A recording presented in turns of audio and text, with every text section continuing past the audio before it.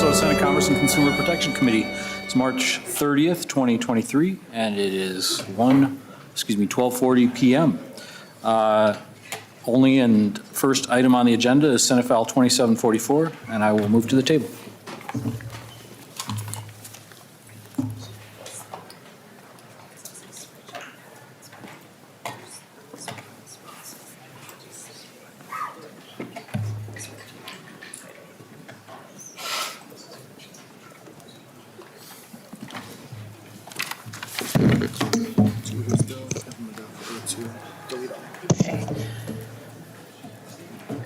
All right, Senator Klein, to your bill.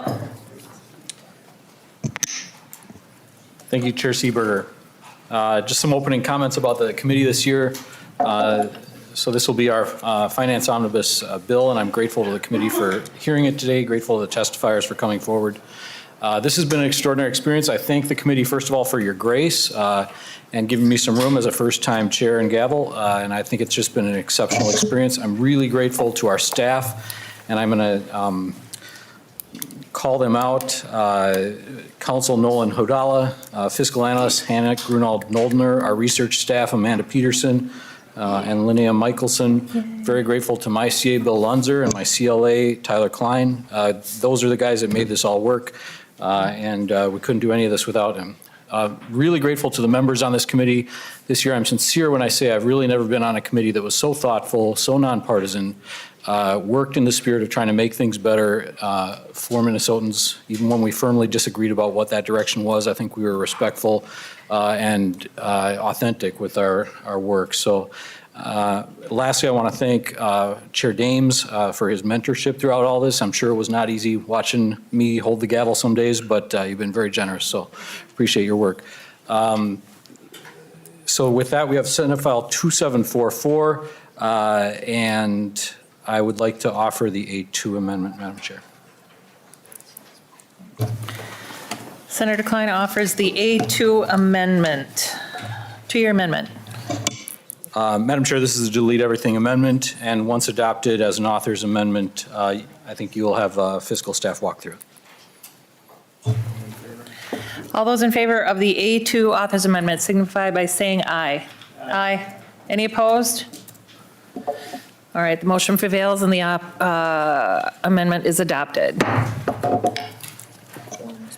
A quorum is present, and I think what let's do now is let's have our esteemed nonpartisan staff walk us through this amendment, starting with our fiscal folks. Thank you. Madam Chair and members, I'll be walking through this spreadsheet provided in your packets, and this spreadsheet has February forecast, Governor's revised, and Senate File 2744 DE is amended. There's another table in your packets that Mr. Hudala will walk through, but just wanted to make sure you're looking at the right one. So this spreadsheet in front of you, I'll just give you a review of how to read it real quick. The first page is a general fund summary.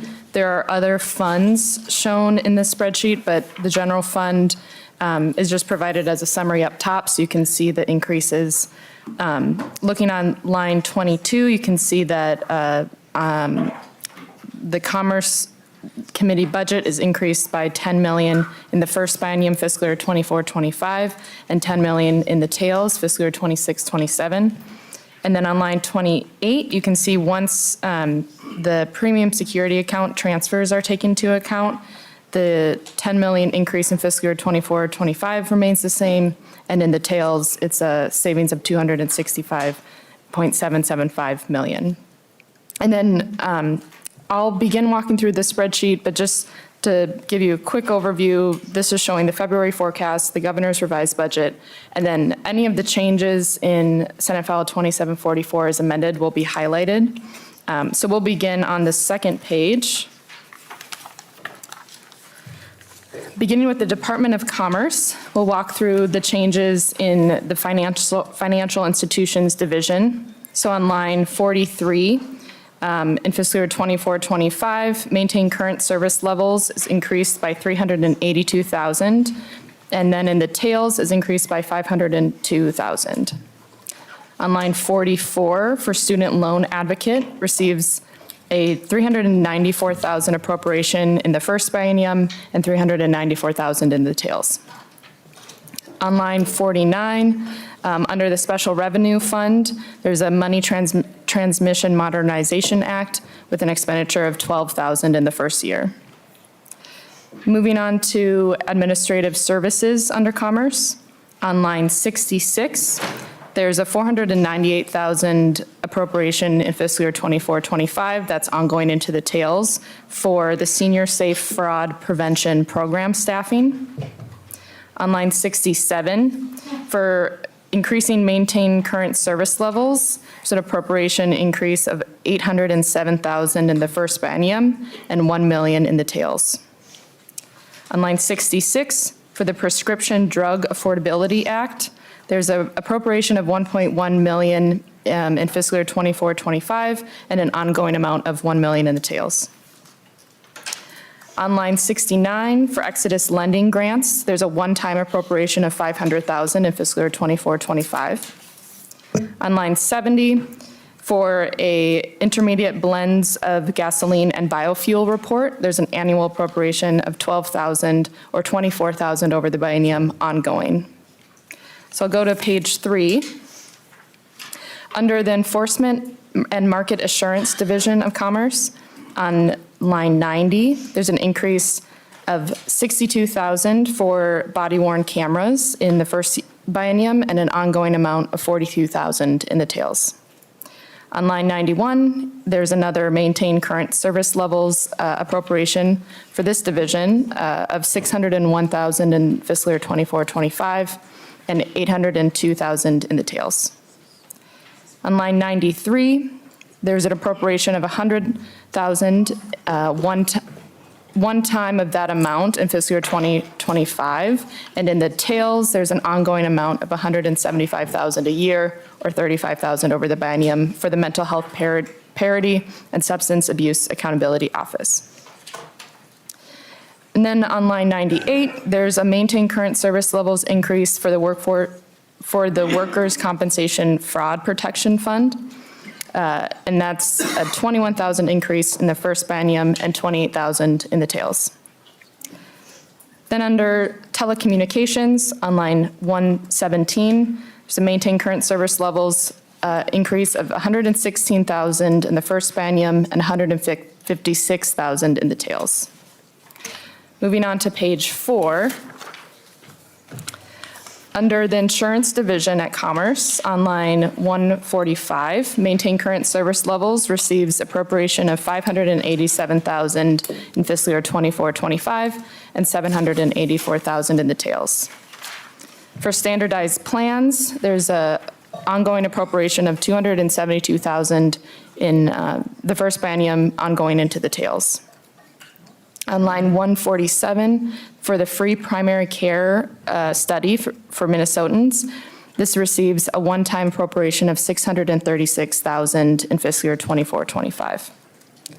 On line 148, the Insurance Division Staffing and Operations receives a $3.4 million appropriation in fiscal year 24-25 and an ongoing amount of $3.6 million in the tails. On line 150, the Psychiatric Collaborative Care Model covered is receiving a $42,000 appropriation a year or $84,000 over the biennium, and that's an ongoing amount. On line 151, for reporting of existing statutory health benefit mandates, there's an annual appropriation of $25,000 or $50,000 over the biennium ongoing.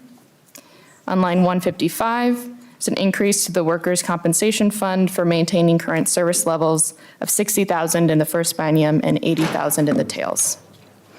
And I'll skip down to line 184, which is another maintaining current service levels increase for the Weights and Measures Division of $87,000 in the first biennium and $112,000 in the tails. Page 5 shows a summary of the Department of Commerce totals. And I'll just draw your attention to lines 208 and 209. These are two revenue streams that are coming into the general fund because of the articles in this Senate file. So first, the telecommunications assessment is bringing in $116,000 in the first biennium and $156,000 ongoing. And then on line 209, there's some fee modernization in Senate File 2744, which brings $968,000 in the first biennium, and that same amount ongoing into the tails to the general fund. So with those revenues taken into account, the total amount for commerce over base showing up on line 214 is $8.6 million in the first biennium and $8.65 million in the tails. And then on line 215, you'll see the workers' compensation fund has an increase of $81,000 in the first biennium and $108,000 in the tails. So moving on to page 6, which is the last page, there's just a handful of appropriations to agencies. So beginning with the Attorney General, on line 223 for the Prescription Drug Affordability Act, there's an increase of $1 million in the first biennium and $1 million in the tails.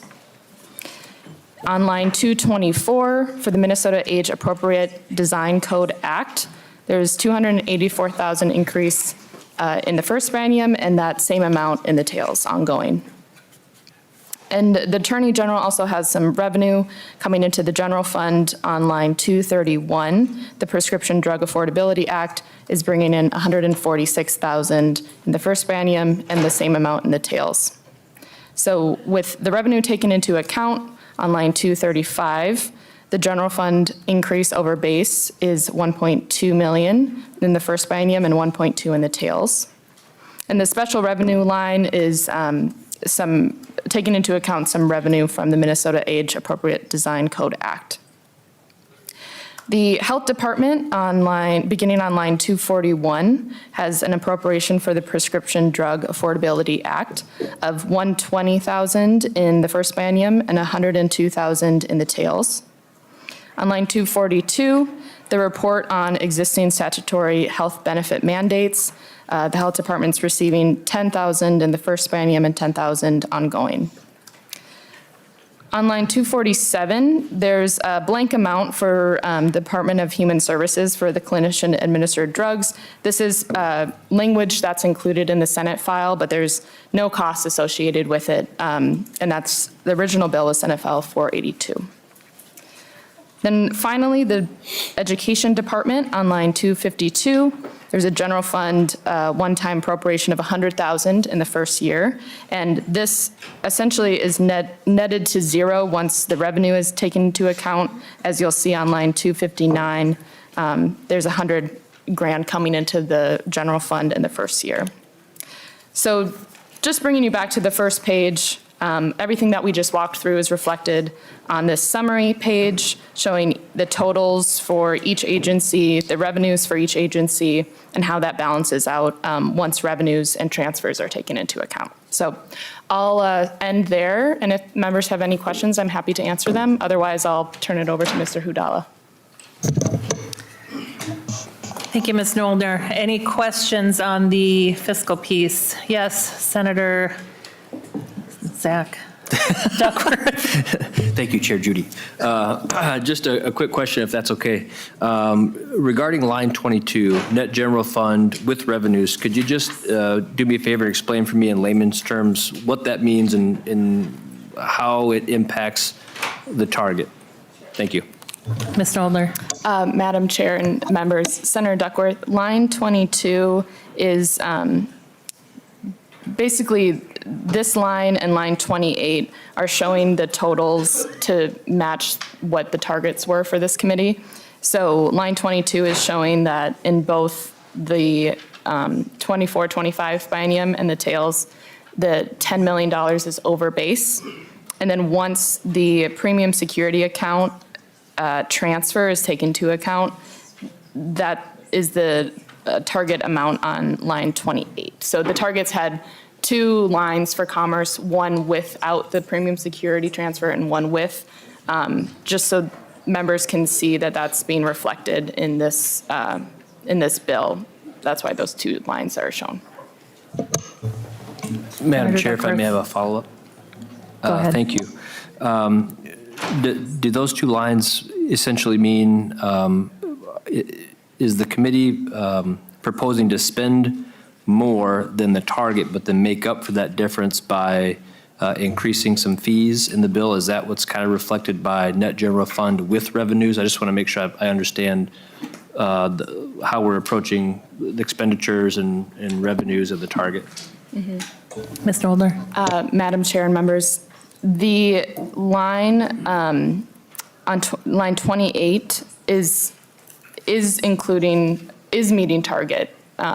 I'm trying to think of the easiest way to say this. So the premium security account transfer is not being used to offset the target, or the revenues coming in from fees showing up on line 15.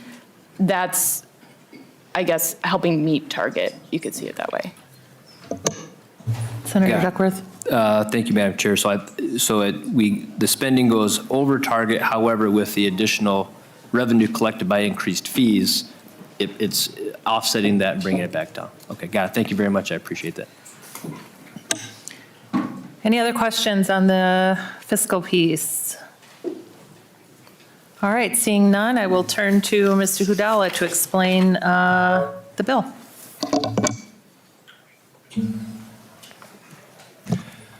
Thank you, Madam Chair, members of the committee, with my colleague so adeptly handling the appropriations in Article 1. I will briefly walk through Articles 2 through 5 of the A2 amendment.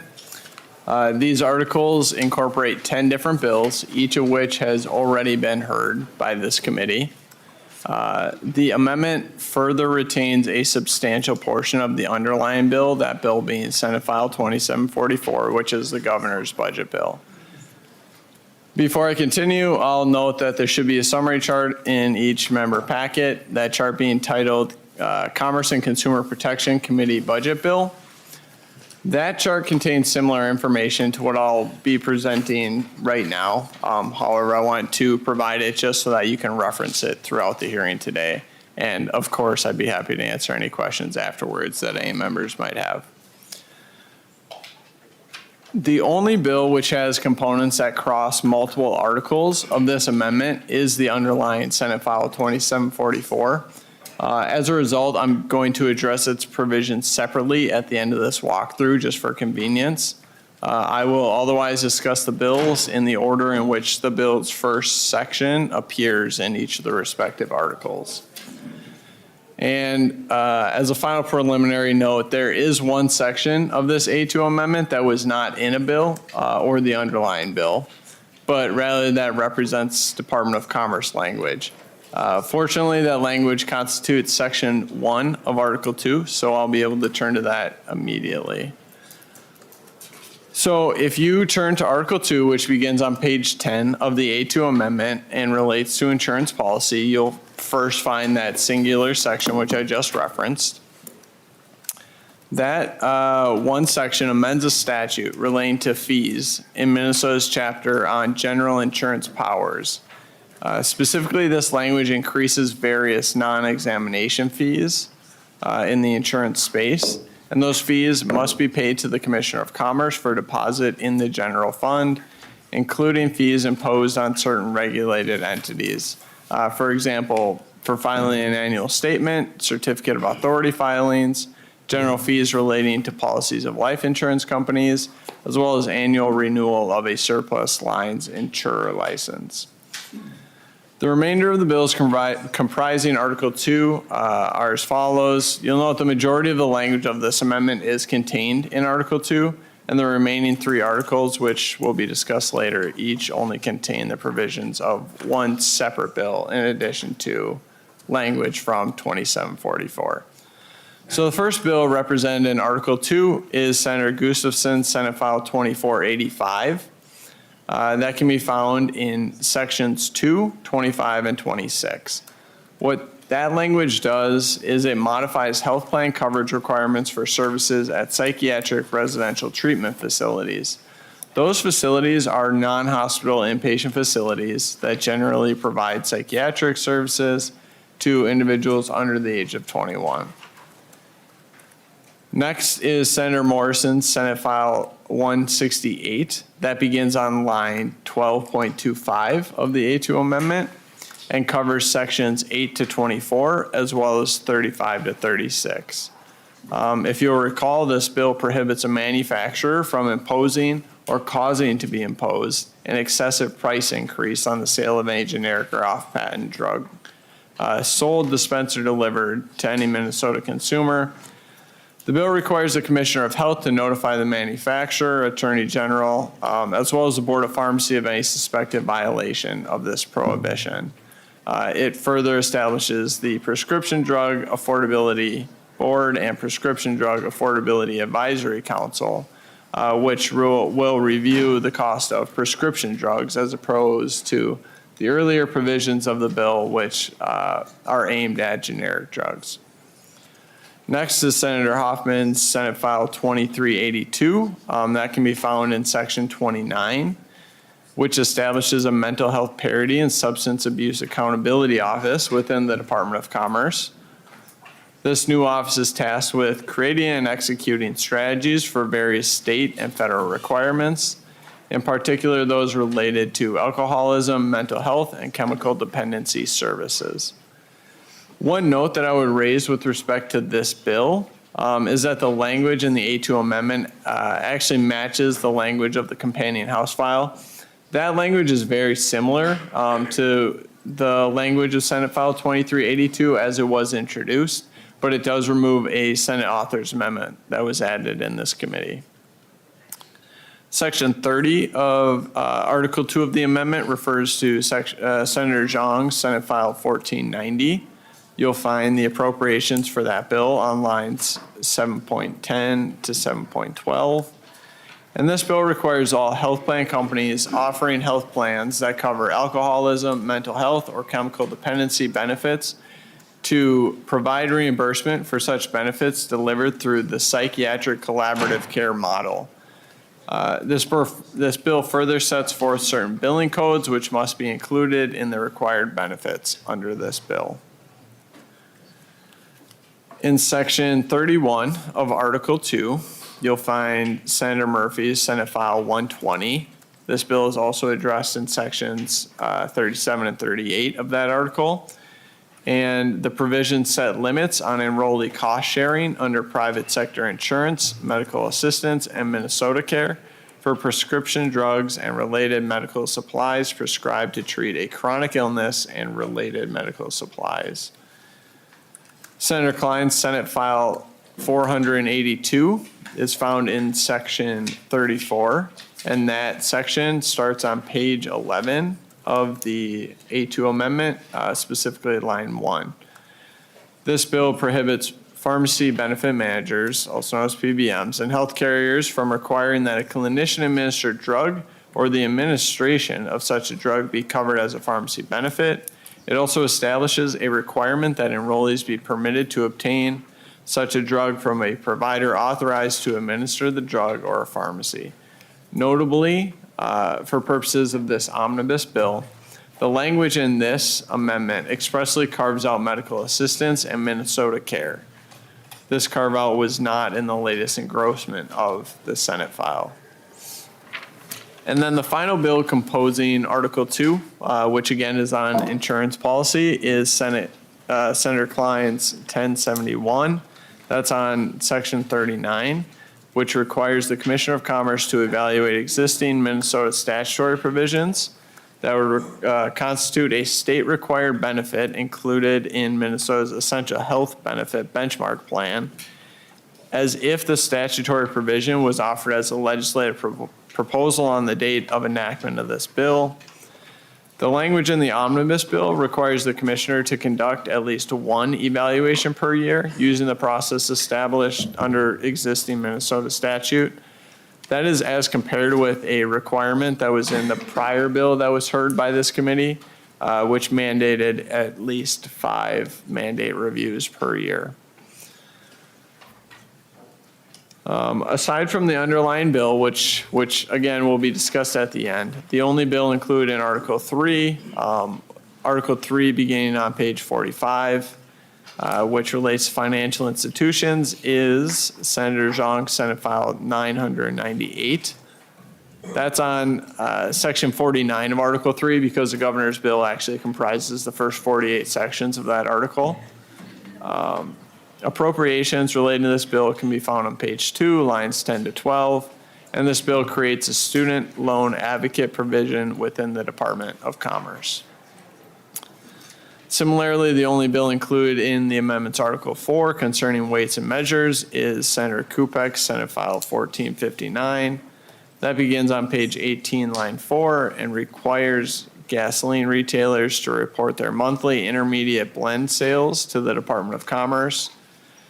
Intermediate blends are defined by the bill's language as all blends of gasoline and biofuel in which the biofuel content exceeds 10% but is no greater than 50%. Article 5 relates to consumer protection and again only contains a single bill. That bill being Senator McQuaid's Senate File 2810. That bill creates a Minnesota Age Appropriate Design Code Act, which places certain obligations and restrictions on businesses that offer online services, products, or features likely to be accessible by children. Those particular obligations and restrictions are generally intended to protect children's privacy, well-being, and autonomy. And then finally, as I promised, I will discuss the underlying bill, that being the governor's budget bill, Senate File 2744, which has Senator Klein as its chief author. In addition to the appropriations that my colleague Hannah discussed and are contained in Article 1, this bill is incorporated in the amendment across Articles 2 and 3 and contains 3 primary language proposals therein. Specifically, the first proposal relating to preventive items and services, that's in Article 2, Sections 3 to 7, as well as Sections 27, 28, and 32. Specifically, these provisions permit access to certain preventative services by requiring health insurers to provide preventative items and services at no cost to enrollees, absent a federal requirement to do so. And the guiding principle behind this is to codify existing federal law into state statute. For instance, the language in this bill prohibits a HMO from imposing a deductible for such preventative items and services. And preventative items and services has the meaning for purposes of this section as that specified in the Affordable Care Act. And the language further expressly enumerates various items in section 62Q.46, subdivision 1, that would be also included within this definition.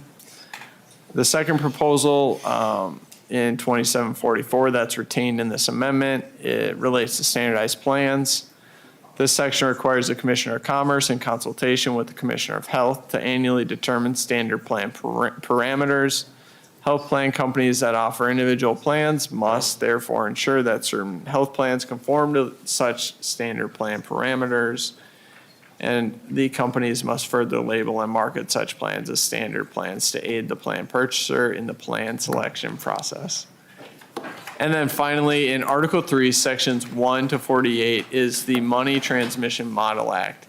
These sections repeal various sections of Chapter 53B. That chapter relates to money transmitters and creates numerous new sections to adopt a state version of the Money Transmission Model Act. And with that, I am happy to answer any questions that members might have. Thank you. Thank you, Mr. Gudala. Any questions from members? Senator Duckworth. Thank you, Madam Chair. Just a couple. I appreciate your walkthrough. That was very helpful. I noticed at the beginning you said that there were 10 bills that we have heard in committee, but I'm counting 12 on the spreadsheet, not including the one that's before us today. So I'm just wondering, are there any bills in here or language from bills in here that we didn't hear in committee, or why there might be that discrepancy? Mr. Gudala. Thank you, Madam Chair, Senator Duckworth. Yeah, so the 10 bills I was referring to were the bills that were in Articles 2 through 5, which I did my walkthrough on. The other 2 bills were solely contained within the first article. I don't think, and in fact, I can state that doesn't change the fact that they're all bills we've heard in this committee. Thank you.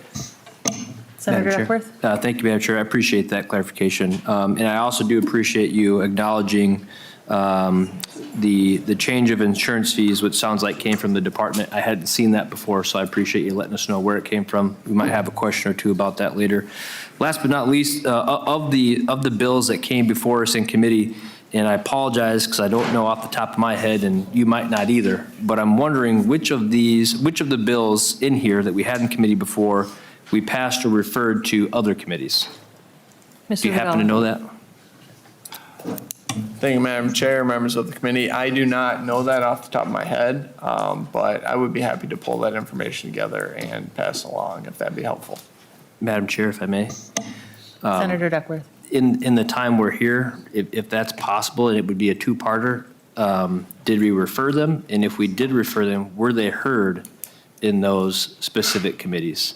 I think that would be of interest to the committee as we're looking at the bill in its entirety, and whether or not those bills that we referred to those other specific committees were heard and examined, and what they may have thought of them as well. So thank you, Madam Chair. I appreciate it. Any other questions from members? Senator Dames? Well, thank you, Madam Chair, and I guess a question, maybe not so much a question as a comment, but I see here that we're going to put in the required payment of $229,465 in the premium security account in 24 and 25.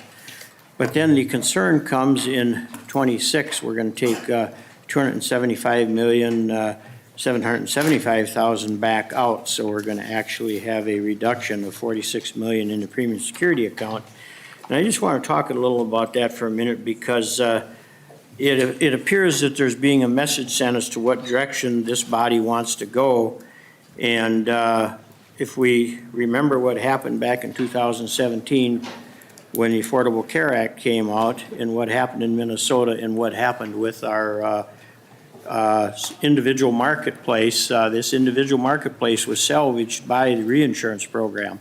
In fact, it's quite interesting that reinsurance program that rescued this individual market was also the same program that Senator Klobuchar and Senator Smith tried to get set up at the federal level. So it's not like this was just some fluke program that fell on our laps and we used it. It was a program that was designed to do just what it did, and worked very successfully.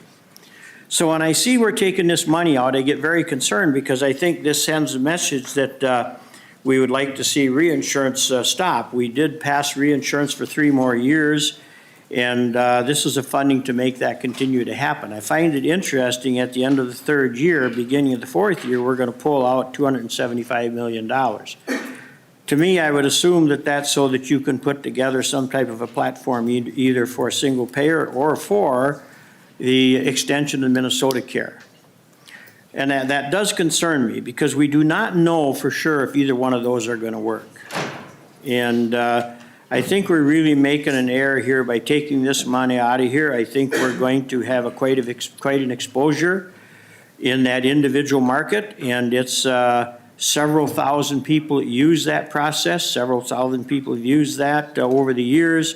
It reduces insurance, and depending on who you talk to, if you talk to CMS or Department of Commerce here, it's anywhere from 25 to 36% that's reduced the premium over the years. So if that goes away and we end up with a program that doesn't work near as well, we could have hundreds of thousands of insureds back in there trying to figure out how they're going to get insurance, just like we did then. So with that said, I have the A2 amendment. I'm sorry, the A12 amendment. A12 amendment. Thank you. Senator Dames offers the A12 amendment. The A12 amendment is the amendment to the A2 amendment, and what this would do is it would eliminate taking the $275,775,000 out of the premium security account. Senator Klein? Thank you, Madam Chair, and thank you, Senator Dames, for your work on reinsurance. And I want to say at the outset that while I was once a passionate opponent of the reinsurance program and still believe that there are maybe better strategies for us to hold down healthcare costs in the state of Minnesota, you cannot argue with the success of that program over the last 5 years in holding down premiums for people in the individual market. So kudos to you, sir. The reason that we are reverting this money to the general fund is in no way intended to symbolize an abandonment of reinsurance. That will be a discussion for a bigger day, whether we want to continue with that program or go to something more visionary like an extended Minnesota Care product. It is simply the fact that we have excess funds in that fund, which were generated by the extension at the federal level of advanced premium tax credits. When we initially funded the reinsurance program last year, we weren't sure if those tax credits would be extended, so we calculated a dollar amount based on the assumption they wouldn't be. Then with the Inflation Reduction Act, they were, and now we have an excess in the amount that you see here. So in the tails, that will revert to the general fund. The discussion of whether to continue reinsurance or do something else is a discussion for another day. I ask members to vote no. Madam Chair. Senator Dames. Well, thank you, Madam Chair, and thank you for your information, Dr. Klein. I just do want to point out, I think it was about 75 million increase that we got for picking up the second leg of the federal money. So that is, this is more than what that would be. So we are taking some out of the actual premium trust account besides that. And I just think that that's, you know, an unfortunate way to go because that could be insuring at least another year with what you're taking out. So with that said, Madam Chair, I'd request a roll call vote. All right, roll call vote has been requested and will be granted. Any of the discussion on the A12 amendment? All right, Senator Klein, last words? All right. Then take the roll, please. Senator Klein. No. Senator Seeberger. No. Senator Dames. Yes. Senator Duckworth. Yes. Senator Frentz. No. Senator Wicklund. No. Senator Howe. Aye. Senator Latz. Senator Zhang. Senator Rasmussen. Aye. Senator Latz.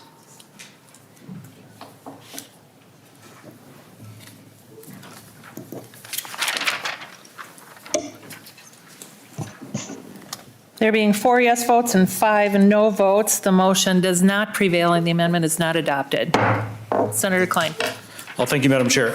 And I know there are other members who have amendments. What I might suggest is I have 3 amendments that actually put the bill in the correct form, and if we could do those now, and then it may be reasonable at your discretion to go to testifiers and take other member amendments thereafter. All right, that sounds fine. Senator Klein, to your amendments, which. Okay. So we will start, Madam Chair, with the A9 amendment and offer the A9. All right, Senator Klein offers the A9 amendment, which I believe is in our packets. So, Madam Chair, the A9 deletes page 6, lines 27 and 28. Those are costs for maintenance of insurance services that are going to be absorbed by the department. And it deletes on page 9, section 7. And that is, because that is duplicative, that is contained within statute elsewhere. So ask for a yes vote on the A9. Any questions or comments on the A9? All those in favor of the A9, say aye. Aye. Any opposed? Motion prevails and the amendment is adopted. Next amendment? Madam Chair, I offer the A10. All right, Senator Klein offers the A10 amendment. Again, is that in our packets? It is not. We'll have it handed out. Want to tell us about it while it's being distributed? Gladly, Madam Chair, and this may alleviate some of the concerns raised by Senator Duckworth earlier. This is the age-appropriate design bill that was offered by Senator May Quaid. It was referred to Judiciary. They did not have the opportunity to hear it. That committee has significant concerns about the extensive judiciary provisions within the bill, and we have elected to remove it from the bill at this time. It will receive a late hearing, but it's not appropriate to move it forward at this time. So it deletes that provision. I ask for a yes vote. Any questions or comments on the A10 amendment? Seeing none, all those in favor signify by saying aye. Aye. Any opposed?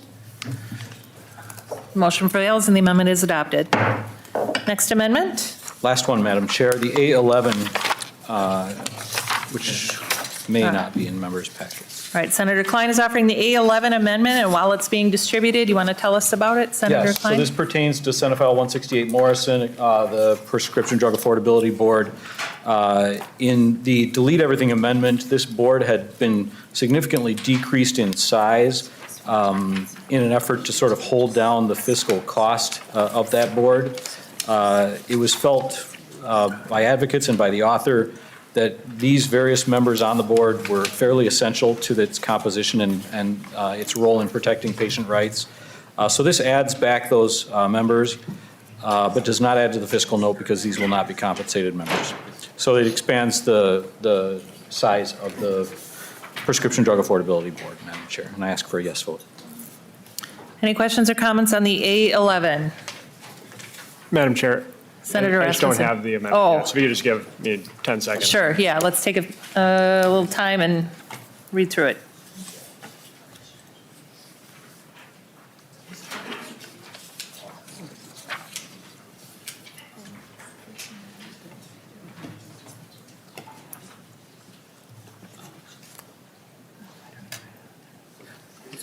All right, any questions or comments on the A11?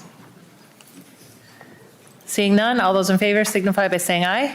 Aye. Any opposed? Motion prevails and the amendment is adopted.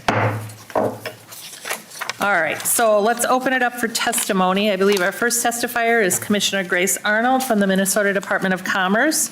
And if we could have Sue Eberholden come up as well and be on deck as our next testifier. Thank you.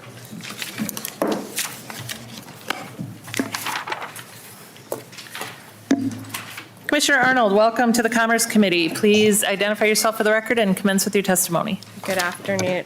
Ooh.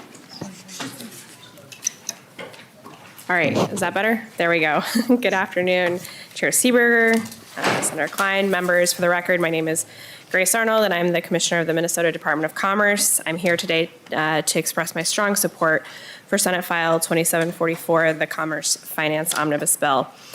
This bill includes important budget and policy items that will benefit every Minnesotan and help to keep the Commerce Department funded to provide services to both consumers and businesses across Minnesota.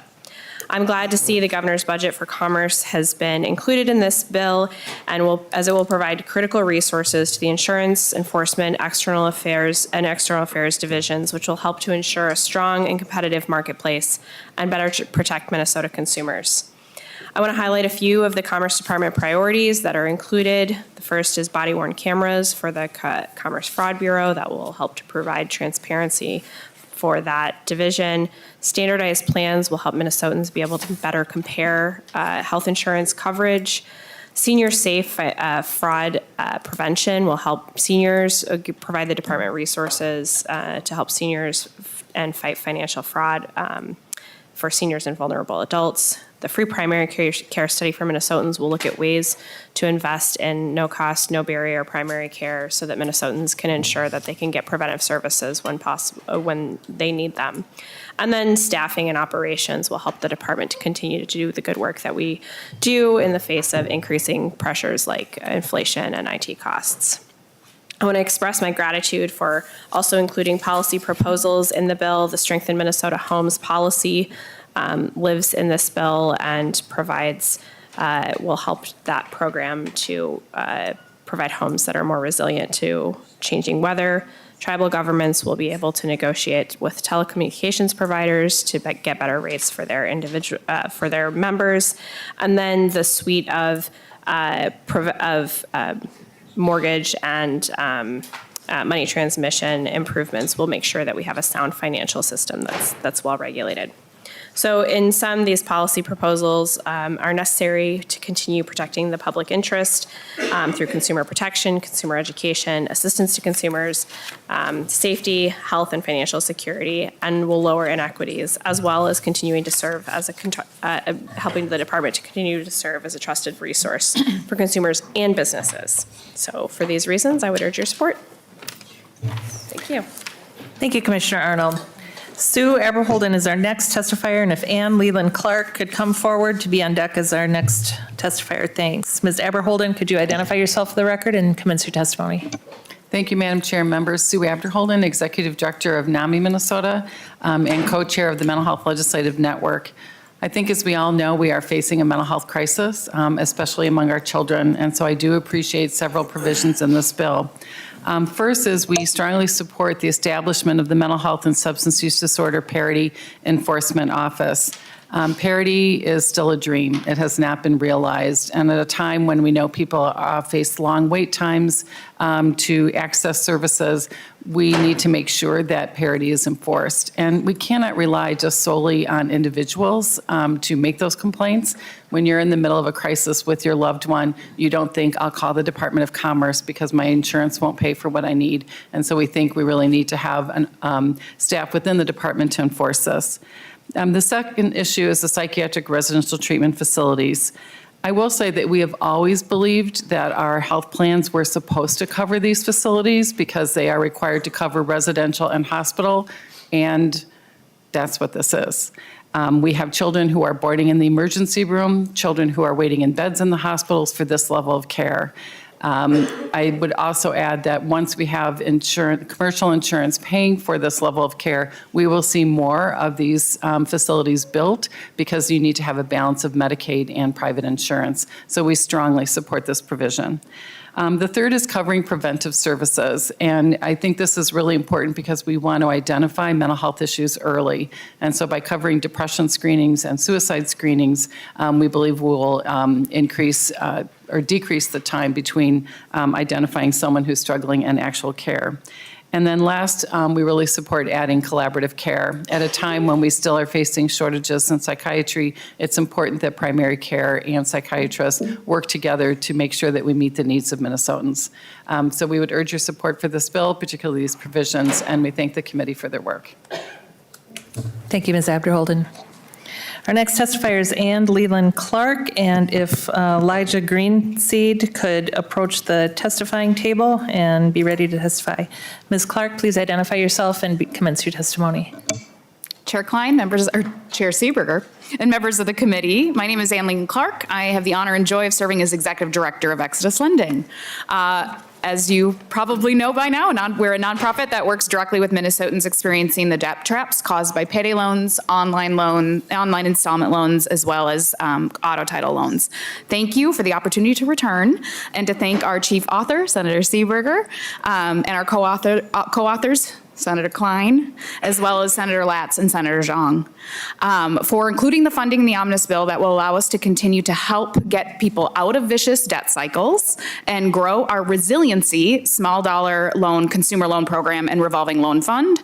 We're excited that through your leadership, we'll be able to expand our partnerships with nonprofit organizations across the state of Minnesota to embed and offer this small dollar loan to financially vulnerable and excluded communities. We're excited to build bridges between the high cost non-bank or alternative financial services market and the wealth protecting and wealth building opportunities available with our state mainstream banks and credit unions. So thanks again for your leadership and for casting a vision that includes financial stability for the Minnesotans and the families you serve. Thank you, Ms. Clark. Our next testifier is Elijah Greenseed, and if Bentley Graves could approach the testifier table and be ready to testify next. Ms. Greenseed, identify yourself and commence your testimony.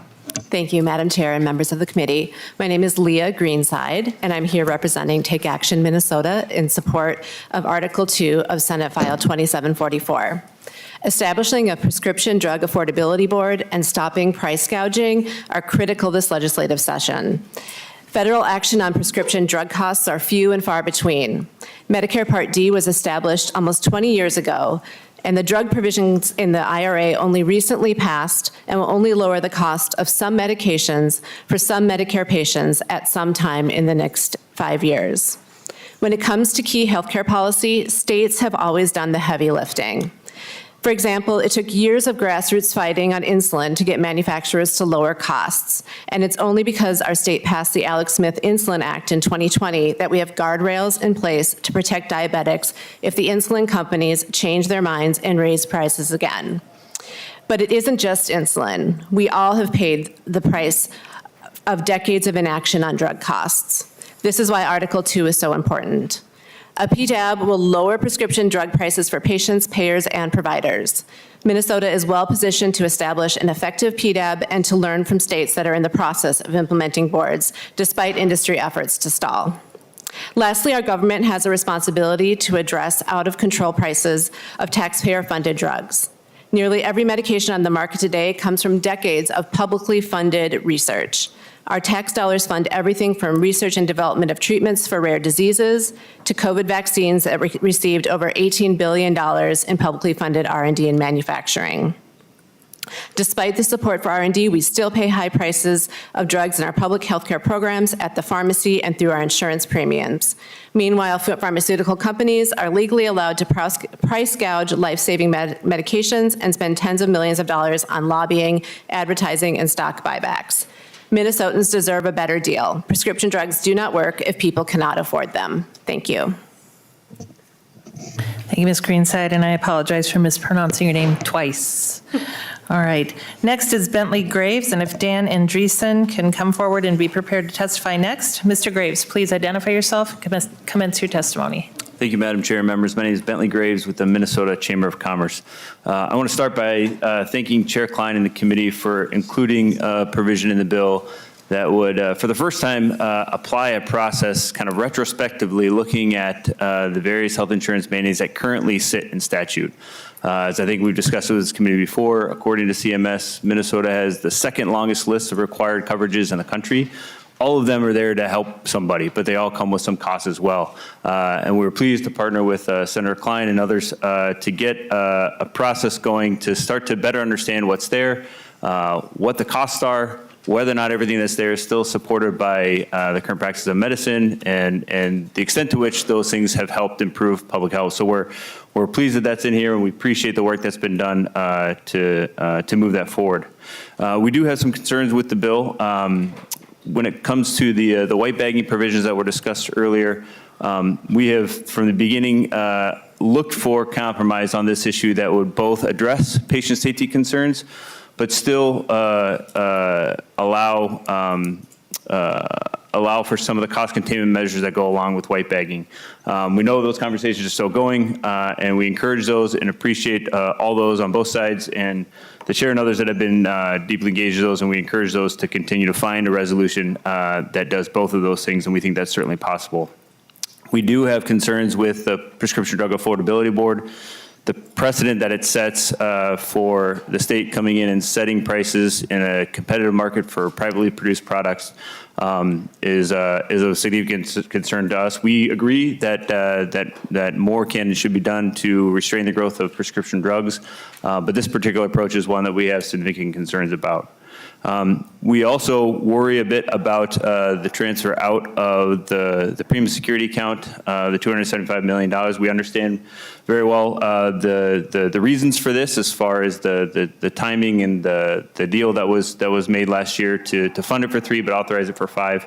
But we would just urge some caution, knowing that we're likely to come out of this session with some pretty fundamental changes coming at the healthcare sector, and that is a proven mechanism to hold costs down in the individual market that we think would benefit from having those resources there to potentially respond to both the changes and potential challenges that come along with that. And finally, we do have some concerns about the additional mandates that are included in the bill. We understand the rationale for why they're included. Once again, these are there to help a number of folks, but they do come with some cost. We're disappointed that a bill that was carried by Senator Friends, Senate File 1037, to have the state partner in picking up some of those costs for new mandates wasn't included in the bill. I think we recognize that there will be continued interest in adding to what is, again, a very long list already in Minnesota in the years to come.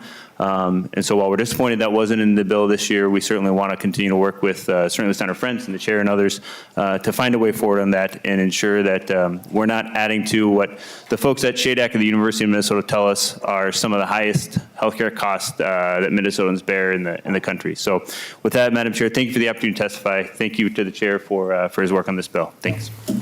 Thank you, Mr. Graves.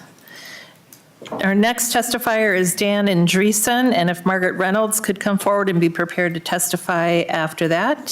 Thank you. Mr. Andreessen, please identify yourself and begin your testimony. Thank you, Madam Chair, members of the committee. My name is Dan Andreessen with the Minnesota Council of Health Plans, trade association for Minnesota's nonprofit insurance carriers. First, want to start with a couple items that the council supports that's in the bill. Thank you for inclusion of the language regarding evaluation of existing benefit mandates. All existing benefit mandates that are currently in law predate the current mandate review process that we have in place. We think it's worthwhile to go back to look at what has happened since then, what were the financial impacts, was health improved with that mandate, and has medical standards changed since those were required. We're also in support of the Prescription Drug Affordability Board as a potential solution to try to address high prescription drug costs. A couple things that we're hoping to request changes as the bill moves forward, and that's regarding applying any coverage mandate equally. The council has a standing position that any required mandate be applied to all state-regulated markets, which includes the fully insured commercial market, state public programs, and CGIP. Right now, the language in the bill regarding coverage for the psychiatric collaborative care model exempts state public programs and CGIP from those requirements.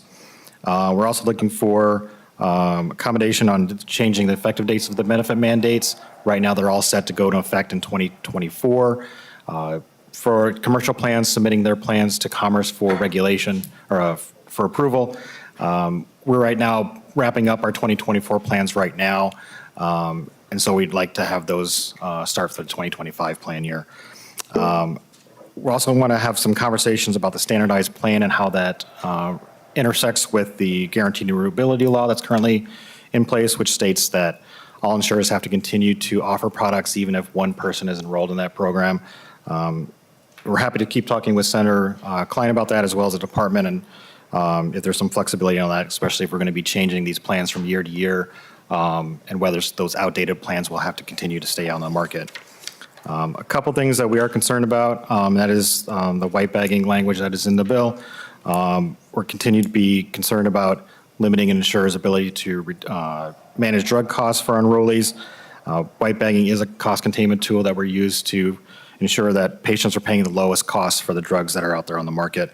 And if there's concerns about the safety of white bagging, we're certainly willing to accept a prohibition on its mandated use so long as proponents are also willing to look at cost containment issues or drivers that we can use. And we've offered that compromise to proponents. Markups is a big problem, and you may remember the story I shared about an individual who was charged $97,000 for a drug that cost $32,000. I just happened to be speaking to that individual last night who had their regular infusion 3 weeks ago, just got the bill for that one. That was $98,614. So these markups are real, and they're negatively impacting Minnesotans who live with chronic diseases. And then finally, regarding the reinsurance transfer, I won't restate what's been said, but something to kind of keep in mind is that if the state is going to a buy-in situation, there will still be people in the individual market who are buying commercial insurance. And so we want to make sure that we're still protecting those individuals and they're not going to be faced with premium increases. Reinsurance helps bring down those premiums because it's paying claims for those folks. Thank you. Thank you. Thank you, Mr. Andreessen. Our next testifier is Margaret Reynolds. And if Judy Cook could come forward and be ready to testify next.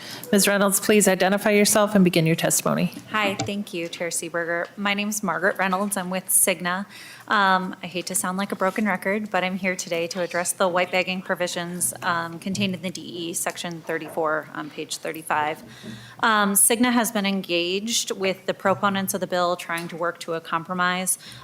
We believe that any compromise has to contain costs and as well address the proponents' patient safety concerns. So we agree in principle on what we're working toward. Unfortunately, we've been working the last last 2 weeks pretty diligently and haven't come to a solution. So hopefully we can have something to give to the chair as this moves forward. But I just want to reiterate that the white bagging policies that Cigna has are only in relation to specialty medications. These are the largest and fastest growing segment of U.S. pharmacy market. And while only 4% of Americans utilize these drugs, they account for 65% of total drug spend and 19% of total healthcare spend. So we think this is a great cost containment tool. It ensures that premiums stay relatively flat. If you take away this tool, all premium payers in the plan will have to account for these drugs, and they're very expensive. Provider-administered infusions and injections that are included in Cigna's white bagging policies cost an average of $509,000 per patient per year. With our white bagging policies, we're able to cut those costs by $253,000 per patient per year. So eliminating our use of white bagging certainly will be borne by premium payers within the plans. So I appreciate your consideration. We will continue to try and work toward a solution. Hopefully we can bring something to you. Awesome. Thanks so much. Thank you, Ms. Reynolds. Our next testifier is Judy Cook, and if Michelle Mack could come forward and be prepared to testify next. Ms. Cook, please identify yourself and begin your testimony. Thank you, Madam Chair, members of the committee. My name is Judy Cook on behalf of the Association for Accessible Medicines, representing the generic and biosimilar manufacturers. AAM is opposed to sections 8 through 13 of Article 2 of the DE. I want to remind you that these sections do not address the cost drivers in the prescription drug marketplace. These sections only apply to lower cost generic drugs, not higher priced brands, and that is misplaced. This bill allows the Attorney General and private individuals to sue a generic company when the cost of a generic drug increases by 15% and $30 compared to the wholesale acquisition cost or list price. However, it is unclear which transaction this applies to. Is it the sale of generic drugs from the manufacturer to the wholesaler, or is it the sale of the individual prescription drug to the consumer? If the transaction is based on an increase in price at the point of sale when the consumer purchased the drug at the pharmacy, why is the WAC or the list price the basis for determining an excessive price? Shouldn't it be the price the consumer pays? If we don't know which transaction, what is the penalty of $10,000 per transaction per day based on? Further, the bill expressly exempts wholesale distributors and pharmacies from the prohibition on excessive price increases. So it will be the policy of the state that it is acceptable for others to excessively raise drug prices consumers pay.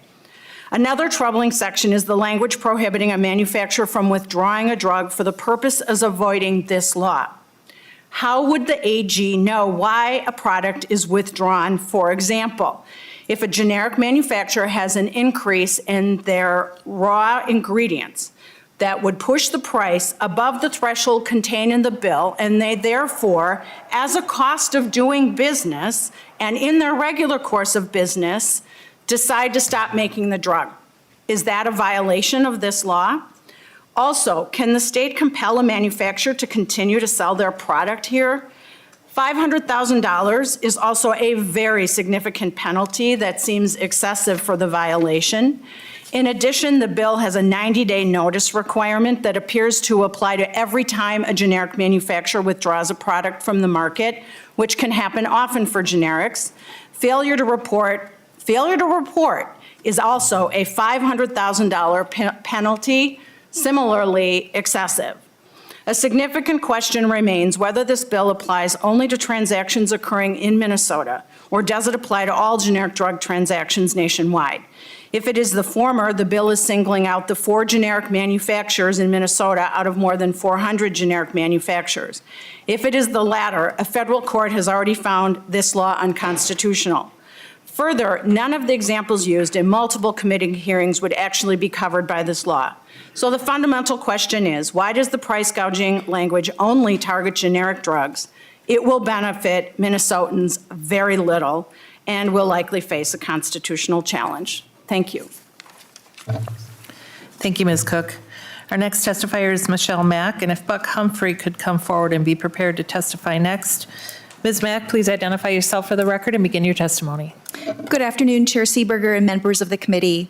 My name is Michelle Mack, and I'm a Senior Director at the Pharmaceutical Care Management Association, otherwise known as PCMA. We're the National Trade Association for the Pharmacy Benefit Managers, or PBMs. First, I want to thank Chair Klein for adding the amendment relative to the Prescription Drug Advisory Board and adding the Pharmacy Benefit Managers. We greatly appreciate that. I just do want to note that PCMA does have concerns relative to the white bagging, and as previous testifiers have noted, that we have been working with the proponents, and we are still negotiating in good faith relative to coming to consensus language, and hopefully that will come soon.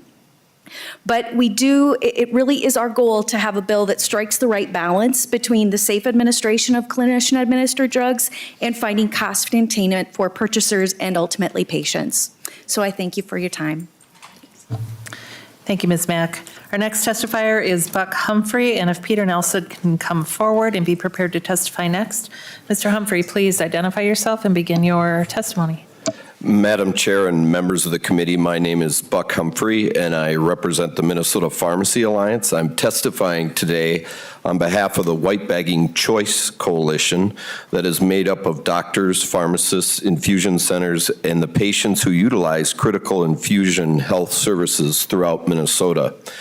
I want to thank Chair Klein and many of the members on this committee and the Minnesota Senate who have come to understand that the real impact to patient care caused by insurer-payer mandates, and in this case, the mandate of white bagging.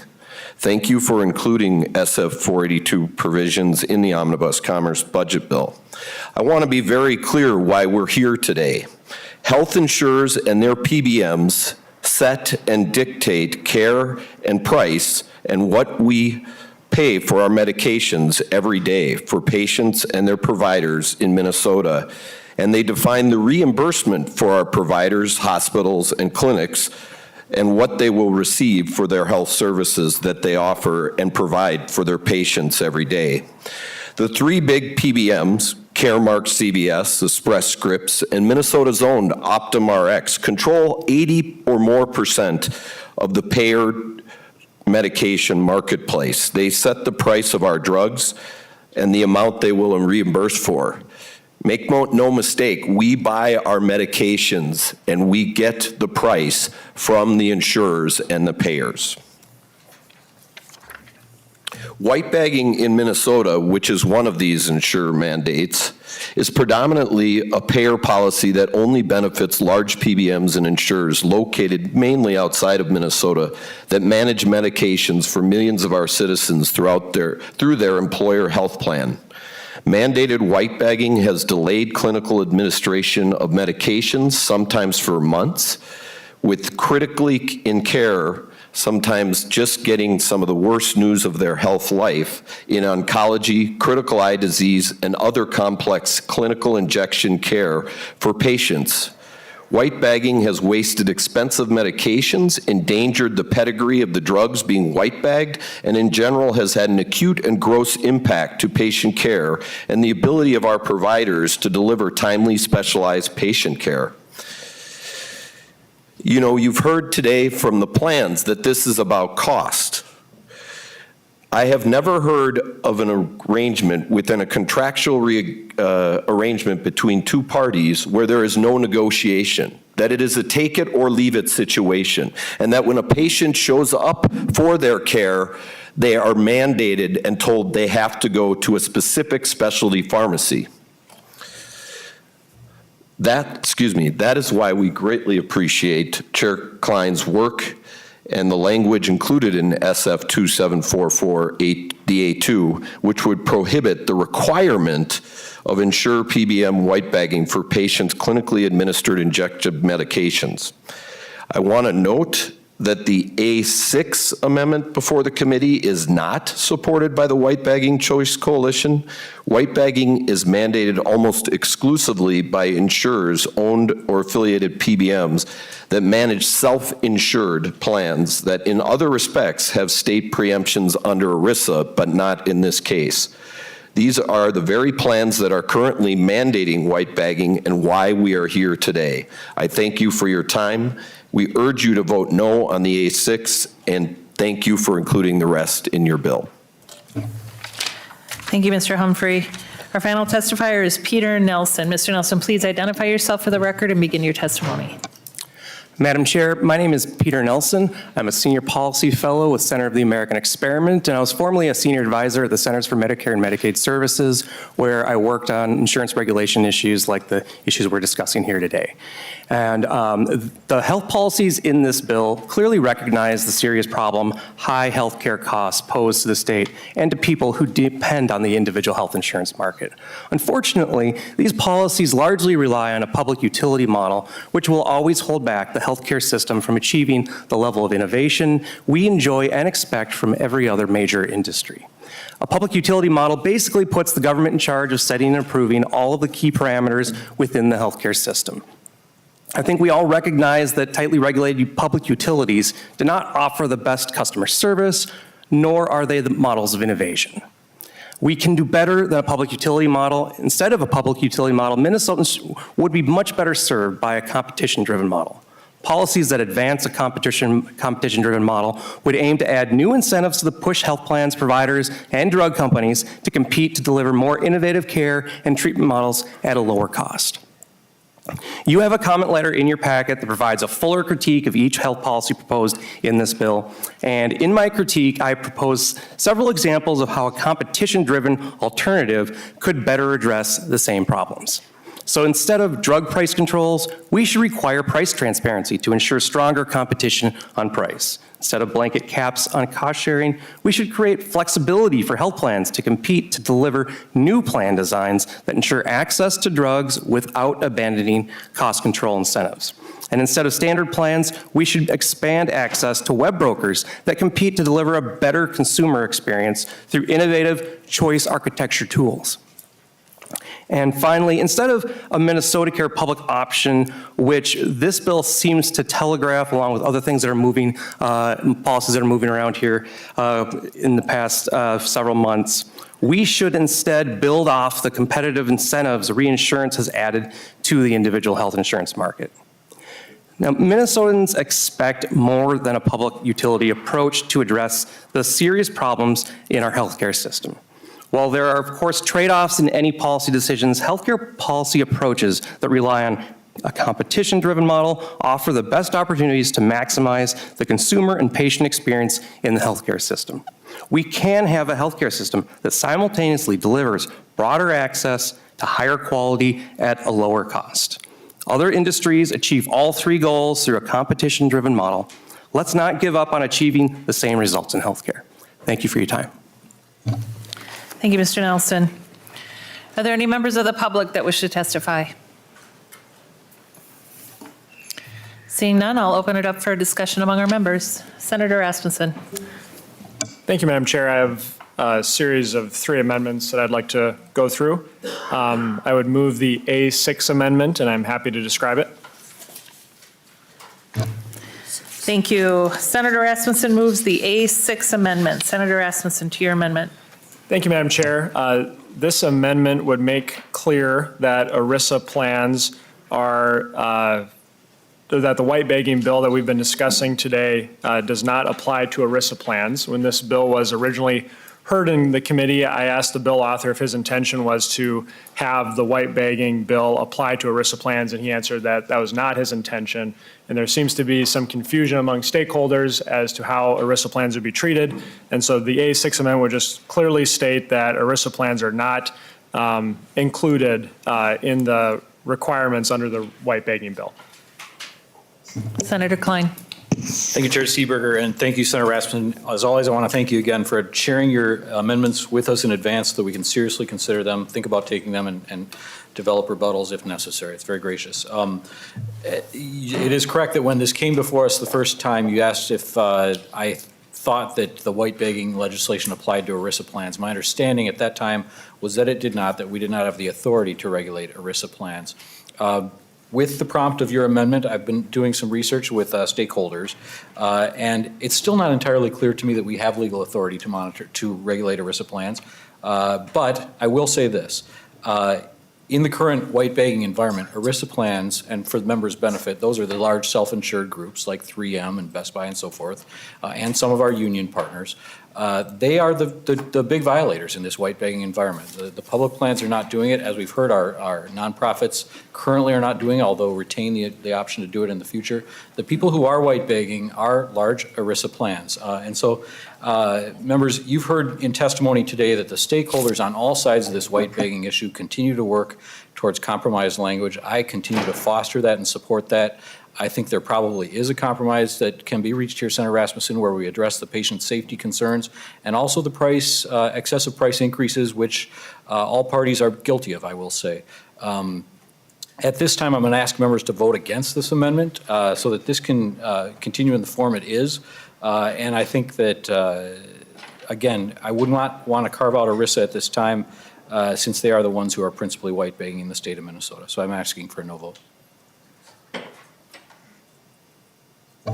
Thank you, Senator Klein. Senator Friends, did you have a question? I did. Thank you, Madam Chair, and thank you, Senator Klein. You're working to help reduce costs for Minnesotans. That's what's really going on here, and I support it and looking forward to voting yes on your bill. To the A6 amendment, Senator Rasmussen, I believe the proper explanation here is that generally federal law requires ERISA language to preempt state law, so that a plan formed under the Employment, Retirement, Income, and Security Act has language in it that supersedes state law, that it is considered superior, and the state law cannot overturn ERISA. For that reason, I don't know that the A6 is necessary, but I take Senator Klein at his word that what's going to happen here is continued conversation. And while we probably do agree, and I bet Senator Glatz agrees too, Senator Seeberger, I bet she agrees, that ERISA preempts, not just in this area, but in areas of subrogation, that what we're really looking for is to try to reduce costs for Minnesotans, and that we're looking at with white bagging is you'd like to do that. And for those reasons, I'm going to be a no on the A6 and look forward to those further conversations. Thank you, Madam Chair. Thank you, Senator Rasmussen. Senator Rasmussen. Thank you, Madam Chair, and thank you, Senator Friends. And I would tend to agree. My reading is that ERISA would preempt the white bagging requirements in the underlying bill. I'm just concerned about us passing out a bill that has that legal ambiguity, and I would rather have this committee do that work, this committee take a look at what's included and what's excluded, and not pass a bill out of committee where it's, could be litigated and there could be potential legal conflicts in the stakeholders. I think that work should be done here in committee, and so I'd encourage members to adopt the A6 amendment. All right, any other yes, Senator Howe. Thank you, Madam Chair, and I'd request a roll call. All right, roll call has been requested. We'll do a roll call. Any other discussion on the A6 amendment? Seeing none, the clerk will take the roll.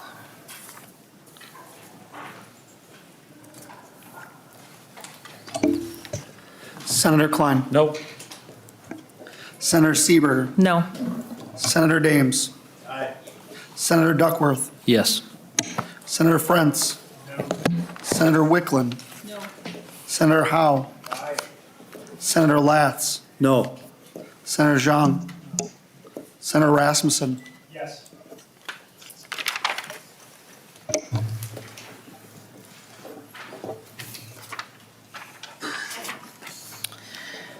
There being 4 yes votes and 6 no votes, the motion does not prevail and the amendment is not adopted. Senator Rasmussen. Thank you, Madam Chair. I would move the A5 amendment. Senator Rasmussen moves the A5 amendment, which is also contained in our materials. Senator Rasmussen, to your amendment. Thank you, Madam Chair. The A5 amendment also relates to the white bagging requirements in the bill. Currently, in the DE amendment that we adopted, there is an exemption for MA and Minnesota Care. And so my amendment would simply remove that exemption for MA and Minnesota Care. And if we do have concerns around patient safety when it comes to white bagging, I don't think that we should exclude Minnesotans who are on medical assistance or Minnesota Care. I think if it's something that we're going to mandate for the fully insured market, that it's something that we should have applied to medical assistance and Minnesota Care as well. Senator Klein. Chair Seeberger and Senator Rasmussen, thank you. I agree with you that what's good for one is good for all, and that's what we should be doing in the state of Minnesota if we're going to regulate the insurance market. I will tell you candidly that I hope in future sessions we can include the public programs in white bagging language. At the current time, it doesn't fit in the budget. We carved them out because we can't afford it in our target. We are going after a section of the market that we can regulate, and I think we're doing a fair amount of good with that. In the future, I'd like to cover the entire market. It's also worth pointing out that at the current time, the public programs are not white bagging. I'm asking for a no vote. Thank you. Senator Rasmussen. Thank you, Madam Chair. And I think, there's a little bit of an acknowledgement here in the fiscal note and the reason why the public plans were pulled out, that this white bagging bill is going to increase insurance costs and healthcare costs for Minnesotans. That was actually very clear in the fiscal note. DHS said if they were made to follow these white bagging requirements, that they would anticipate an increase in the cost for their specialty pharmacy spending. And so I think it's just important for members of this committee to understand that this white bagging bill will increase costs for Minnesotans.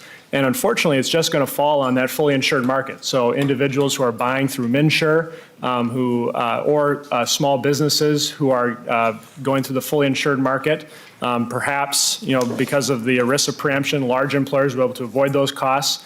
The state has decided that the costs are too much.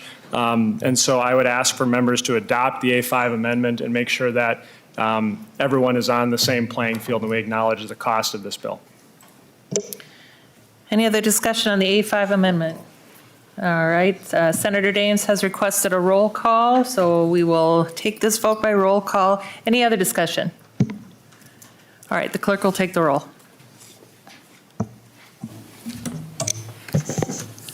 Senator Klein. No. Senator Seeberger. No. Senator Dames. Yes. Senator Duckworth. Yes. Senator Frentz. No. Senator Wickland. No. Senator Howe. Aye. Senator Latz. No. Senator Zhang. Senator Rasmussen. Yes.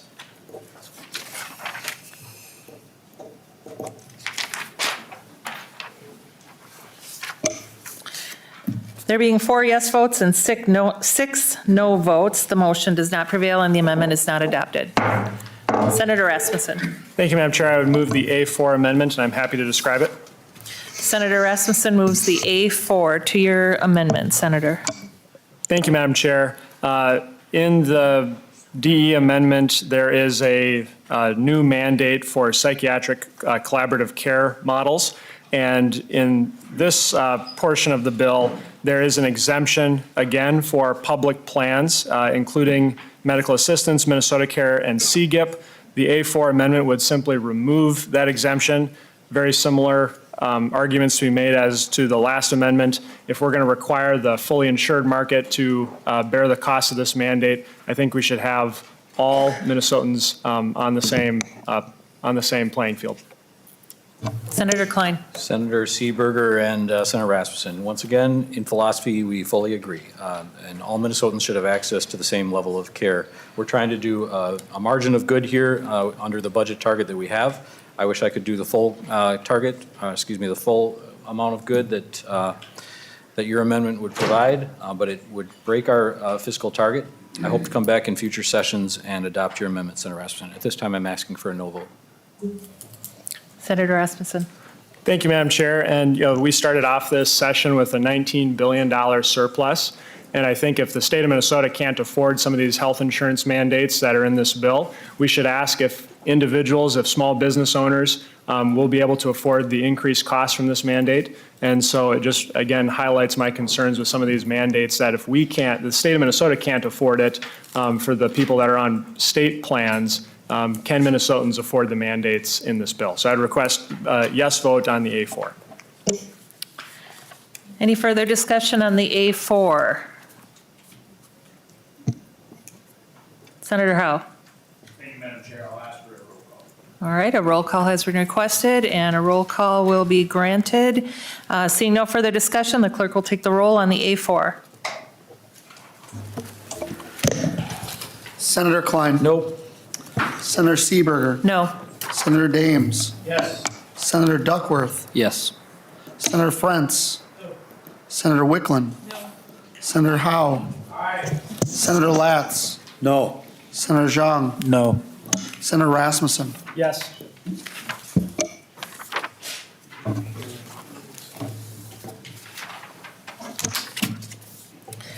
There being 4 yes votes and 6 no votes, the motion does not prevail and the amendment is not adopted.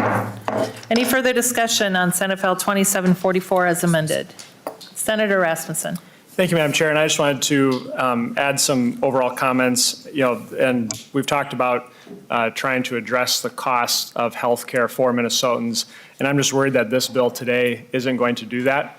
2 of the bills that say that they're going to address healthcare costs, I don't think will ultimately work. The first being the Pharmaceutical Price Setting Board.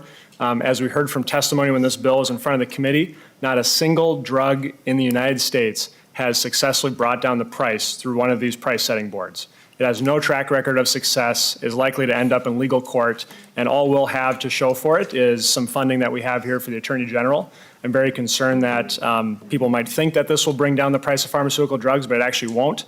In addition, we have a bill in here that goes after supposed price gouging, but only for generic drugs, even though generic drugs are actually been driving cost savings in the healthcare industry, and it specifically does not go after brand name drugs. And then lastly, as we've talked through some of the health insurance mandates that are in this bill, whether it be white bagging or some of the other mandates, we've decided are too expensive for the state of Minnesota to pick up, but we're asking everyday Minnesotans who are either buying through MNsure or on the fully insured market that they have to pick up those costs. And so today, when we look across the totality of this bill, while there's some good things in here that I support, I worry that it's going to drive up health insurance costs for everyday Minnesotans. Madam Chair, I did have one question for the Department of Commerce on the fee modernization line in the spreadsheet. I see that, in the governor's proposal, he did not ask for a fee increase in additional revenue, but in the bill before us, we have about a $1 million increase that's under fee modernization. And I was just wondering if the Department of Commerce could explain, the change from the governor's budget to the bill before the committee. Thank you, Senator Rasmussen. I see we have John Kelly from the department who I think can address this question. Thank you, Madam Chair and Senator. So after discussions in the, I'm sorry, for the record, John Kelly, Director of Government Affairs for the Minnesota Department of Commerce. So in discussions with the chairs around the Omnibus bill, it was determined to look at some fees that had not been increased since before 1990 as a way to help meet the target. And so those fees are what are in the bill. Senator Rasmussen. Thank you, Madam Chair, and a follow-up from Mr. Kelly, and I appreciate that. So it's not like these fees will be covering any new services that those industries will be receiving from Commerce. It's just used to fund other things in the spreadsheet. It's not going directly to, if we're raising fees on insurance carriers, it's not going directly to provide insurance carriers with the regulatory services that Department of Commerce provides. Is that fair? Mr. Kelly. Madam Chair, Senator Rasmussen, I don't know that we see it that way. There is a significant amount of funding for the insurance division in this budget. It's $3.4 million in the first biennium and then 3.6 ongoing. That is directly to provide better services to our regulated entities in the insurance division's purview. And so we think that it's all going towards that. Senator Rasmussen. Thank you, Madam Chair, and thank you, Mr. Kelly. I appreciate that. And I would just, if the governor was able to figure out a way to avoid $1 million in fee increases, that's ultimately going to get passed on to Minnesotans through higher insurance premiums. I'm disappointed that we weren't able to do that in this committee. And just I appreciate the conversation on that. Any further discussion? Senator Dames. Well, thank you, Madam Chair, and Senator Klein, thank you for all your work on this bill. I know that a lot of time and effort went into it. I think there's some good pieces to the bill, but there's some pieces in here that I think really make me struggle. And just like to say that we see this so many times in government. We start passing legislation in order to make things better, but we don't take into the account the cost of that legislation. So within a matter of a year or two, we're going to have groups of people back here saying they just can't afford health insurance. And this has went on for years. We've heard this for many years, and health insurance has gotten very, very high priced. But we do not help when we're the drivers of it and then wonder why health insurance is going up. And it seems to be, this is kind of what's happening here. We are passing this new legislation and we're mandating this and that. And there's going to be a cost to this. And when that cost starts ringing the bell, it's going to put a lot of people in peril to buy their insurance. So that has me really concerned. I'm very concerned that we're asking certain groups of people to have it covered, have the white bagging taken care of in their industry and in the policies they buy, but not the state. I think, to me, it's a rule of thumb, if the state can't afford it, the general public can't afford it, because the state is the general public. So I'm a little concerned about that. I'm certainly concerned about the fact that we are taking money out of the Premium Security Fund. I think that that's a mistake, and I think that that's unfortunate that we're doing that. So I know you worked very hard on this bill, and I know you put a real good, hard effort to it, but I'm a little concerned about what the aftermath of this is going to be when we get to that point. So I just, that does have me concerned. Thank you, Mr. Chair, Madam Chair. Senator Duckworth. Thank you, Madam Chair. I appreciate it. I guess I want to circle back, if it's okay, to one of the questions I asked earlier to see if you could maybe update us on some of the bills that we may have referred out of this committee, where they went to, and if they were ultimately heard there, please. Ms. Udala. Thank you, Madam Chair, members of the committee.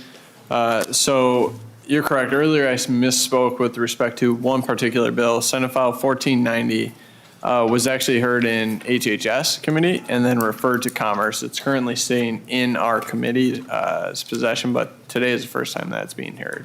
Setting that aside, with respect to, I believe, your other question, there are 4 bills that this committee has referred out, but that have not yet been heard by those respective committees. Those being Senate File 168, which is currently in Judiciary, 2382, that's in HHS, 1071, also in HHS. And then the final one is 2810, which is currently in Judiciary. However, as the result of one of the amendments that we adopted today, has been stripped out of our current bill. The remainder of the bills have been referred out of this committee and subsequently heard or otherwise laid over for possible inclusion. Thanks. Madam Chair, if I may. Senator Duckworth. Thank you very much for that information. I really appreciate you pulling it up for us here today. So I guess that would lead me to an overall question regarding the bill. If there are bills or provisions in this overarching omnibus bill that we earlier referred out to other committees for them to consider and do some work on that they haven't quite been heard there yet, is the idea that this bill in its entirety will travel still to at least Judiciary and HHS so that those provisions can be heard by those committees respectively? Or is this something that we're kind of looking to bypass those committees that we earlier thought should have some input on these bills and just send this straight to the floor? Senator Klein. Thank you, Senator Seeberger, and thank you, Senator Duckworth, for concern about process. We've gone through the bills in question with the chairs of the relevant committees. As you heard, the one bill raised such significant concerns by the chair of the Judiciary Committee that we have pulled it off of our omnibus today, and it will receive a hearing after the break. Similarly, although we continued with Senate File 168, that will be heard in Judiciary after the break. And Senator Wickland can speak to the HHS provisions within the bill, but we have been in close communication. It will be her discretion if she wants to give those future consideration in her own committee. And that's the process. Senator Duckworth. Thank you, Madam Chair. I apologize if I missed you say this. So the intent is just to move this to the floor? Senator Klein. This bill will go to Finance where it can be amended. I'm sorry. Yeah. Thank you. That's what I meant. I appreciate it. If I may continue, Madam Chair. Senator Duckworth. Well, I appreciate the update in the context regarding that. And maybe it sounds like certain provisions may or may not still get heard in these other respective committees. And I can appreciate that some dialogue is maybe taking place outside of the committee process, but call me a stickler or what have you, but I think respecting that process and having the bills heard there by respective stakeholders, or if they've been modified or given the expertise of the particular staff, and with respect to the senators that sit on those committees, I think it's important that they travel through them if we refer them there to have their period of due diligence, so to speak. So I'm hopeful that either they will or some sort of accommodation can be made to do that in a public manner. I think that's pretty critical before it simply just moves to finance and potentially becomes law on the floor. I think that's sort of expected to us, and we still have plenty of time in session to do that. So I'll put that aside, and if I may, just have a couple more questions, if that's okay, Madam Chair. Senator Duckworth. Thank you. Mr. Kelly might be able to help with this one. Sorry to make you come up again, but it's a pretty straightforward question. The Department of Commerce and their Fraud Bureau, part of the bill was body cameras for those folks.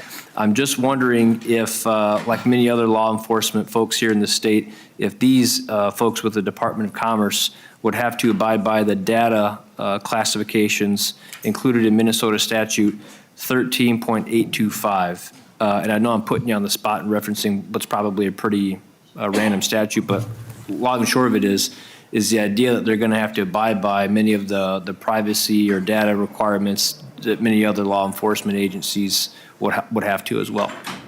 Mr. Kelly. Thank you, Madam Chair. And for the record again, John Kelly, Director of Government Affairs for the Minnesota Department of Commerce. Our Commerce Fraud Bureau agents are sworn peace officers just like any other local or state law enforcement. And I believe that the funding for the body-worn cameras is both for the cameras and for the storage of the footage of the cameras. And I believe that they would abide by the Minnesota Data Practices Act. Senator Duckworth. Thank you, Mr. Kelly. That's all I've got for you. I appreciate that answer. Madam Chair, if I may, I want to move on to, as was discussed earlier, there's a portion of the bill that came to us not being in a prior existing bill. My understanding is it was input from the Department of Commerce. And so just for a matter of it being spoken about in public in a hearing setting, I just want to give an idea as to what some of those provisions were. And if folks want to follow along, I'll reference page numbers in the bill. On page 10, line 10.14, this is under Article 2, and this is under subdivision fees other than examination fees. If you go down to line 10.27, it says for filing annual statement, and it crosses out the fee of $225 and replaces it with the figure of $300. If you look at line 11.1 on the next page, it says for each company's certificate of authority, and then it crosses out $575 and raises that fee to $750 annually.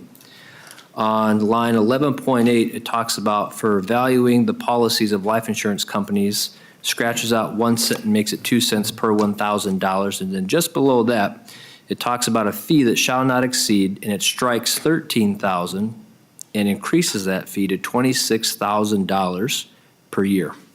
And last but not least, on line 11.21, it strikes the figure $300 and replaces it with $400 for an annual renewal of surplus lines for insurer licenses. And so that'll lead to some of the comments I make a little bit later, and I think it leads to some, or I think it's maybe one of the reasons why Senator Dames and Senator Rasmussen made some of their comments. An increase in fees is ultimately bared by and paid by somebody, and our fear is that that might be your average Minnesotan who is struggling with affordability issues already. So last but not least, Madam Chair, I'm just going to offer a few comments and then I'll wrap up. I do want to thank Senator Klein for pulling out Senate File 2810 and anybody else who was involved in that process so it can continue to be worked on and improved. The bill's author did visit with me earlier today and said she's open to feedback and input as well. As you can tell, I have a guest behind me, so that bill in particular is of importance, and I want to make sure we get it right if it's something that we look to do. I think adding stakeholders to the Prescription Drug Affordability Advisory Council is wise if we're going to have one. I think hopefully that will lead to a better process there. And there's some other good provisions in the bill. I will admit that. However, I do have I guess I'll summarize my concerns in this regard. I think there are aspects of this bill as it relates to prescription drugs and healthcare insurance options for Minnesota that will make them more expensive, more restrictive, more punitive. I think it will lead to less options, less availability, and less coverage. Generic drugs are widely used by folks for affordability reasons. They're some of the most affordable drugs out there. And for people who are already stretched thin, that's where they go to try to help alleviate some of that financial burden when it comes to the prescription, or when it comes to the drugs that they need. And I'm fearful that some of the unintended consequences of these laws are going to increase the cost of some of the most affordable drugs that people rely and depend upon. And just one illustration of that are the changes to some of the fees I spoke about just earlier. Those are some pretty lofty, dramatic increases to fees in several different areas, which we all know are likely going to get passed on to the consumer. And so, Senator Klein, it's always a pleasure to work with you. I know you're a great guy, and this bill and many of the bills that were brought forward are very well intended. But I'm just hopeful that we remain mindful of what might be, what very well could be, some increase to costs for consumers in the future. And if many of these provisions ultimately become law and we begin to see that happen, we've got to come back immediately and make some changes or tweaks if people's pocketbooks are being negatively impacted by this bill and some of its provisions. So that's all I've got, Madam Chair. I appreciate it, and I always appreciate the bipartisan spirit in which we try to make improvements to these bills and those being taken seriously and given consideration. And thank everybody for their time. Thank you, Senator. Senator Howe? Thank you, Madam Chair, and I'm not going to reiterate what my colleague just went through, but I agree with him. But I will ask staff, I'm going to follow up on a piece that Senator Duckworth hit on, and just because I didn't understand it completely, so I want to ask staff to help me with it. Article 3, especially Section 40, did that go out to judiciary and come back, or is that sitting there? And I think that's in Senate File 2744, if I'm not mistaken.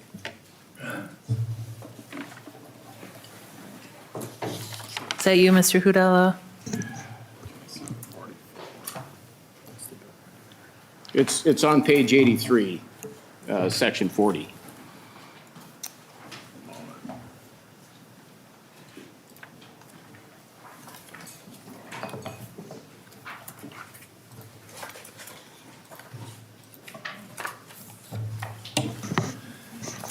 Thank you, Madam Chair, members of the committee. This language is from the governor's budget, so it's new. So no, I do not believe it has gone to judiciary. It's it's part of the underlying bill 2744.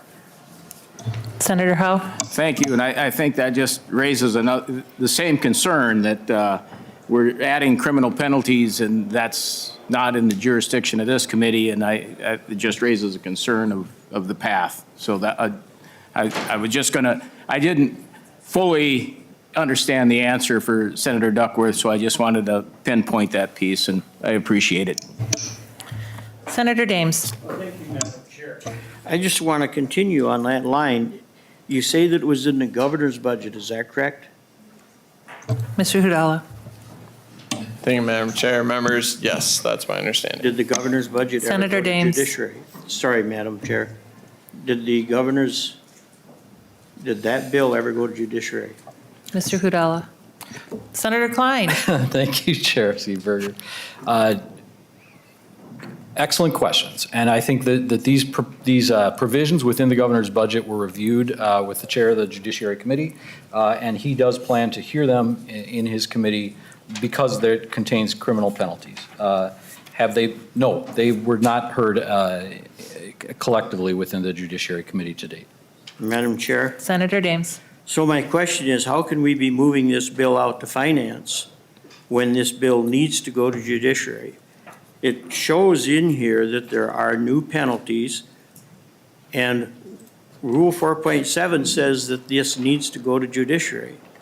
So is it going to go to judiciary, and then are they going to send it to finance? How is this going to get handled? I mean, we need to follow the rules. And if there's other pieces in this bill that haven't been to judiciary that need to go, that needs to happen. I really think we need to be sending this bill, if we're going to send it out of here, send it to judiciary. If we're not going to send the bill out and you want to send the individual pieces out, then I think that needs to be done. But I don't think it's, when it comes to an omnibus bill, and for us as a committee to send it out, knowing that we're not following the rules and sending it to the committees it needs to go to, quite frankly, has me very concerned. Senator Klein. Senator Dames and Chair Seeberger, I want to respect those concerns, and I think it is important for the relevant senators to look at this legislation and to get it right. We are going to pass this bill to finance to make deadline, and it will have the opportunity to be amended there. It will be heard in the Judiciary Committee with suggestions absorbed from that committee in that process, and I welcome the commentary of Senator Latz if you wish to give feedback. So. Senator Latz. Madam Chair and members, this piece and the other piece from Senate File 198 will be heard in judiciary as essentially as late bills. They'll be heard before these bills are brought up on the Senate floor, so the Judiciary Committee will have an opportunity to evaluate and weigh in on these provisions before the entire Senate is requested to vote on it. And I would assume if the Judiciary Committee has any changes to make in those provisions, that those changes will then be adopted accordingly. That's assuming the Judiciary Committee is willing to pass the provisions entirely. But the main portion of the provision that's found on page 83, as well as the other Senate file, the policy considerations are Commerce Committee policies. The penalty provision in this one brings it within the Judiciary's review. In the other Senate file, there's a cause of action component to it, an Attorney General involvement in that. And so that would also bring it to the Judiciary Committee, but the main point of that bill is commerce policy. So essentially, we're going to dual track it so we can meet deadlines, but the Judiciary Committee will weigh in. Senator Dames. Madam Chair, thank you. So this bill then will have to go, you'll have to go in front of rules, and to get, is a late bill, it has to go to rules and be authorized to go back to your committee. Is that correct? Senator Latz. Madam Chair, Senator Dames, I'm not sure what the precise procedure will be. I think the Senate file we have before us itself will not be late. It will go on to finance and presumably from there to the floor in accordance with the regular schedule. Now, whether we simply bring the language up out of this for consideration in front of the Judiciary Committee, or we drop a clone bill and have that referred to the Judiciary Committee for consideration, we haven't figured out the exact path forward. But the language and the policy that would bring it within the Judiciary's jurisdiction will be reviewed by the Judiciary Committee. Well, thank you, Madam Chair, and I still have my same concern. I think we're doing a lot of movement around here that doesn't follow the Senate rules that we're supposed to be following, and I think that's unfortunate. And if we have to take this bill, my opinion, this bill needs to be moved to judiciary, and then if it's a late bill, it goes to the Rules Committee, and they'll, I'm sure with you controlling the Rules Committee, it'll have the authority to go through the proper channels. I just think that we need to follow the proper channels and do things correctly, but we're not in the majority, so you folks can decide which direction you want to go. I just hope that you decide to go to the direction that follows the rules of the Senate. Thank you, Madam Chair. Any further discussion?